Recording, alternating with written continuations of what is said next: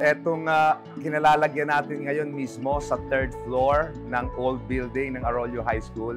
Sobrang significant. Napakahalagang bahagi ito ng buhay ko dahil dito nahubog ang aking takot sa Diyos, relasyon sa Diyos, pagmamahal sa Kanya at paglingkuran siya habang ako'y lumalaki.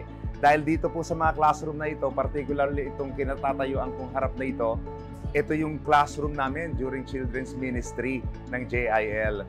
At sa ating children's ministry at that time, mga late 80s na yan, ay tinuturuan kami na magbasa ng Bible, tinuturuan kami ng mga Bible stories, at yung different lessons na pwede namin i-apply sa buhay namin.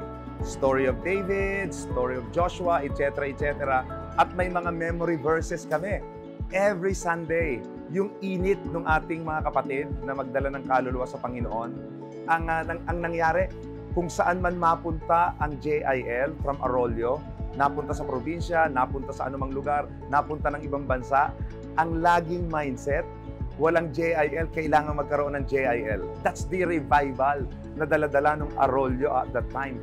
Yung punla na yon na nakuha natin kay Brother Eddie, dito po sa Arroyo pa lang, patuloy na lumalaganap up to now sa lahat ng dako ng ating bansa and even in the entire world.